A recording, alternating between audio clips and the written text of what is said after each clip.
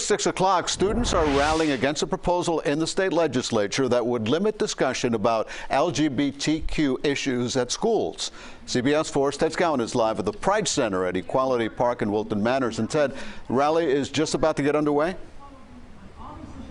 Yeah, Elliot, it just started actually a few moments ago. You can see people up there at the podium already. We're seeing families here as well as students, elected officials, and LGBTQ advocates. They're all pushing back on what they call the Don't Say Gay bill.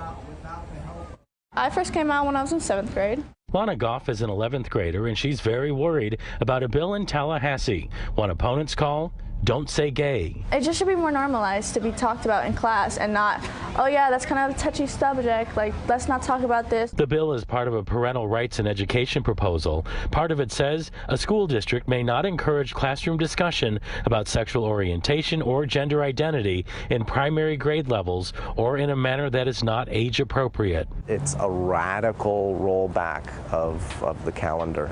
Scott Galvin is the executive director of Safe Schools South Florida and a longtime city council member in North Miami.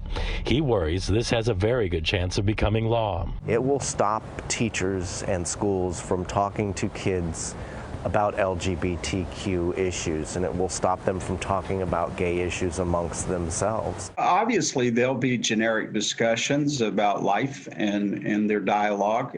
There's no effort to squash that. Republican State Senator Dennis Baxley from North Central Florida is sponsoring the bill in the Senate. He says this is all about parents' rights and being involved in what their children are learning. Parents have a primary role in leading the development of their children, and it's important that we're not using school time to work social agendas and social engineering. Governor Ron DeSantis weighing in during a South Florida stop. I think a lot of parents, have very strong beliefs about, what is appropriate for a school system to be discussing, and certainly in terms of trying to affirmatively push kids in one direction or another in some of these areas. Lana tells us she'd like to see more discussion at school. Kids go to school specifically to learn, and how are they going to learn if no one's talking about it?